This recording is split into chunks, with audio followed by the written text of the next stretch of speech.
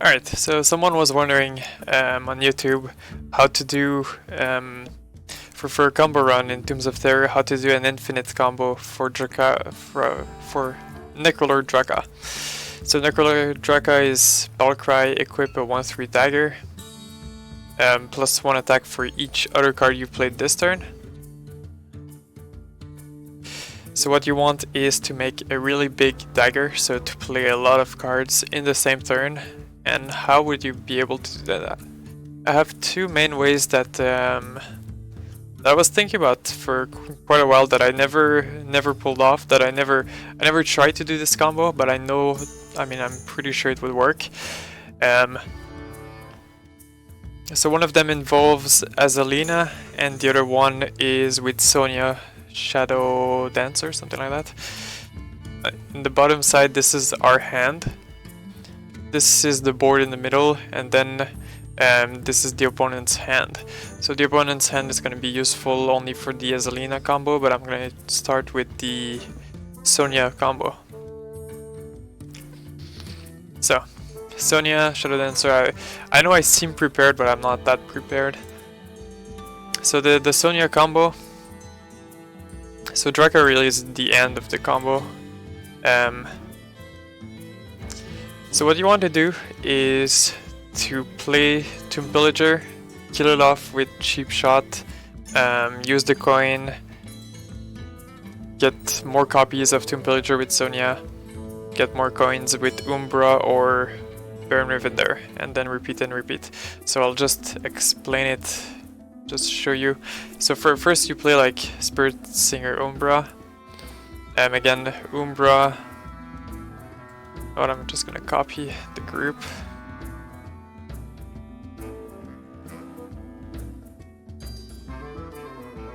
So Umbra can be replaced by Baron Rivendell if you want.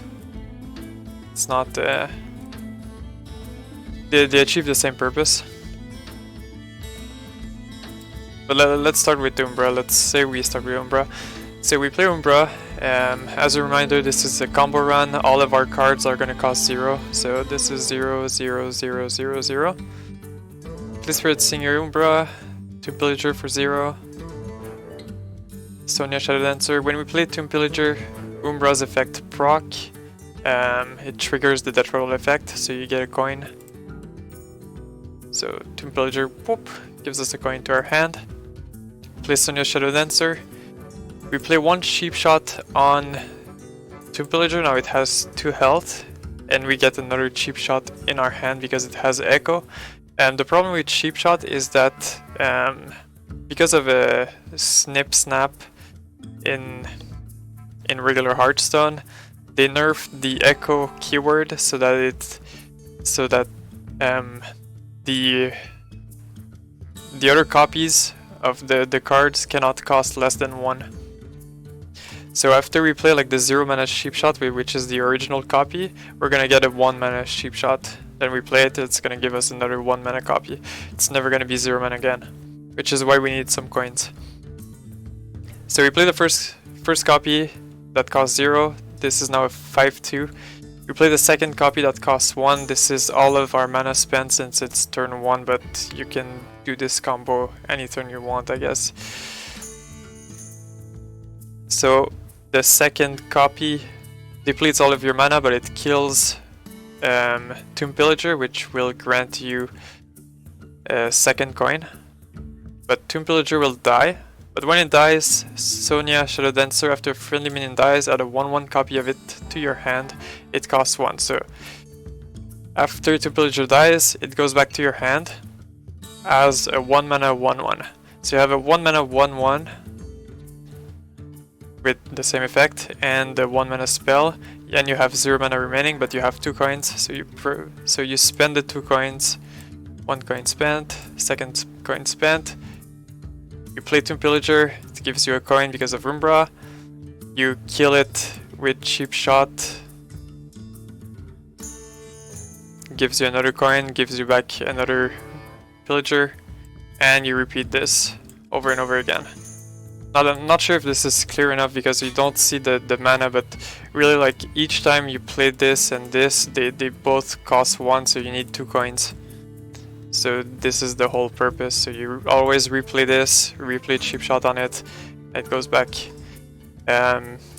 Instead of playing Spirit Singer Umbra, I said you can use Baron Riven there, and it does the same. Instead of when you play it, it gives you a coin, and then when it dies, it gives you a coin. Well, it's just going to be 2 coins when it dies. And then at some point you feel like you've played enough cards, you just play Draka and you kill your opponent with a pretty big weapon. So that was the first combo with Draka. And the second one combo is a bit more complicated, but it's not that complicated either. It's with Azalina. Azalina Soulthief, replace your hand with a copy of your opponent. Teothar is actually not needed, and you'll see why. I'll explain why, but I'll first show the version with Teothar. Then instead of a Shadow Step, you can use Vanish. They serve the same purpose, they're a bit different, you'll see. I'll probably do 2 examples as well.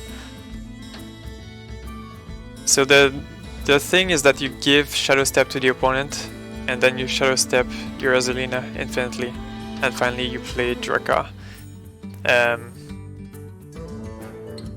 So let's say, so this is your opponent's hand, they have 4 cards, let's say, and we have 5 cards. Play Lord Wakacho first. You play... what do you play? If you play Teothar, you only have 3 cards in hand. Okay, so you discover a card in each player's hand and swap them. So you first discover any card, you take this card, and then you give them one of your cards, which is going to be one of the 3, and it's going to be Draka. So you give them Draka, and you get 1 random card, it doesn't really matter. So then they have Draka in hand. Then you can Shadow Step either one of these, and I say either one of these because so when you cast Shadow Step, it's gonna give Lord Wakacho is gonna give a copy of Shadow Step to the opponent's hand. And since this says whenever and not after, it's gonna proc even though Shadow Step is gonna remove Lord Wakacho. So let's do the example, like I play Shadow Step on Lord Wakacho, but Lord Wakacho's effect resolves first, gives a copy of Shadow Step in your opponent's hand, and then Lord Wakacho enters your hand. And then what you do is that you play Azalina Soulthief.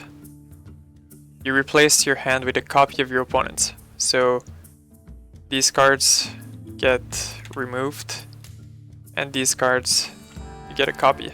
So you get these cards. So then you Shadow Step Azalina, goes back to your hand. Again, everything costs 0. And then you replay Azalina, get a copy of their hand. It's the same hand. You use Shadow Step on Azalina, it goes back to your hand. Replay Azalina, get the same hand, and you repeat and repeat. So it's really Shadow Step Azalina, and then at some point you just play Draka. And all of these cards don't really matter. So now I'll just explain how to do it without Teothar. Let's just Control Z everything.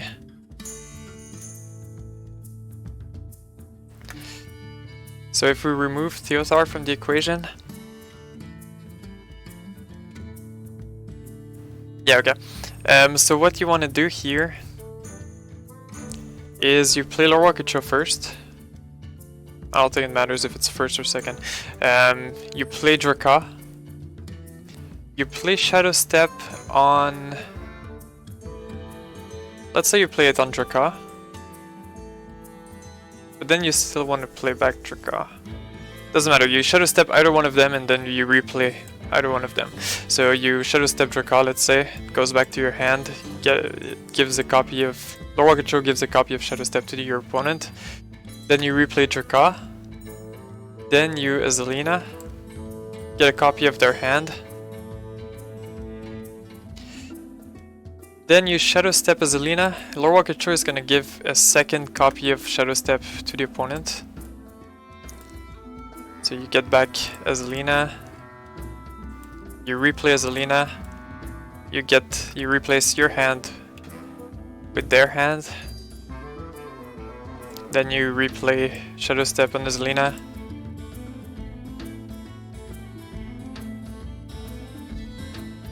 Yeah, doesn't matter. You replay. When you replay Shadow Step, it gives another copy to your opponent's hand. Eventually, the right side of their hand is going to be full with Shadow Step, but you don't really care. So you replay Azalina, copies this.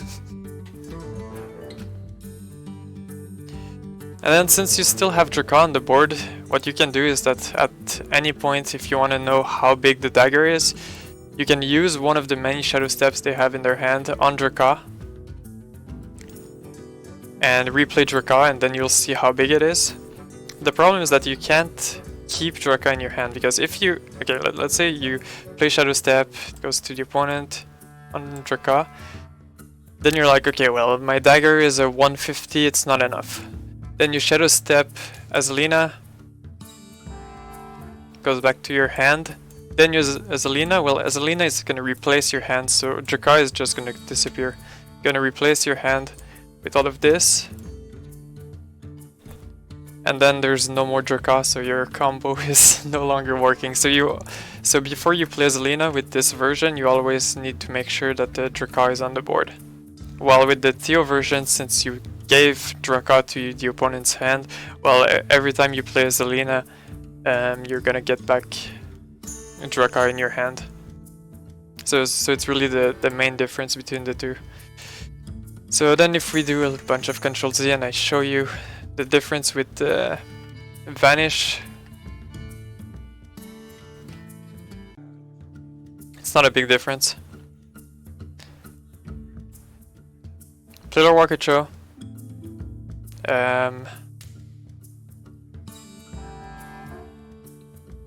Okay, Lord Walker Cho, Draka, Vanish. Vanish gives a copy. Oh, you don't need to play Draka. Okay, Lord Walker Cho, Vanish. Gives the copy to the opponent. Lord Walker Cho goes back to your hand. You play Draka. You play Soulthief.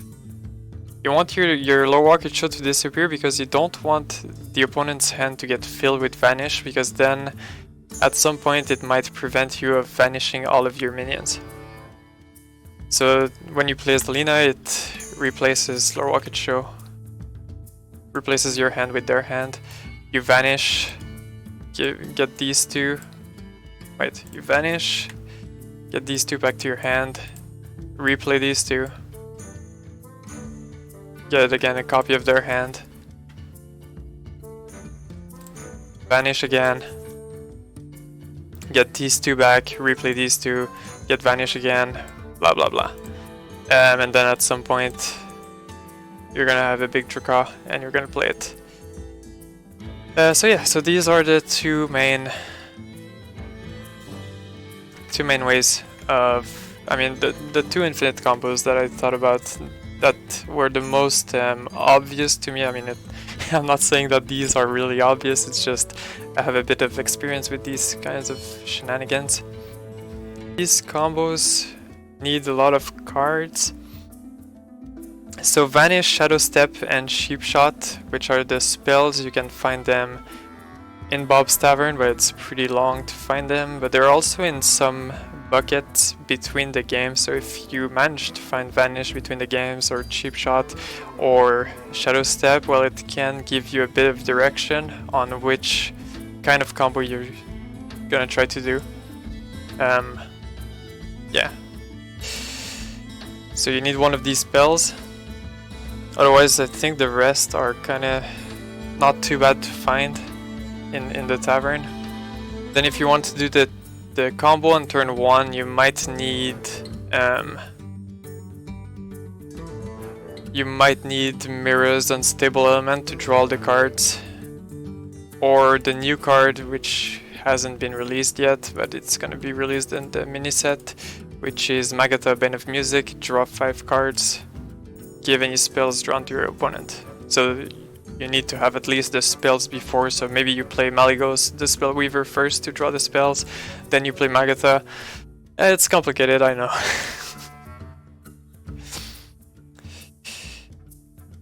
So yeah, I hope this is helpful. I'm sorry if it's long. Alright, so I just finished recording this video and I realized that I forgot the easiest method of playing infinite cards in a turn with Mage Rogue. So it was when I was looking through at the new cards for the mini set that's releasing soon, that I saw Tough Crowd return a minion to its owner's hand, and I was like, wait, that's true, you can just run 2 Gadgetzan Ferryman that both cost 0. You play one, then you play the second one, you return the other one to your hand, and you just bounce them back and forth. And you can do that infinitely. And here I am, breaking my head around Sonya, Shadowdancer, and Azalina Soulthief, while you can just run 2 Ferryman, and you're gonna have... it's gonna be much simpler.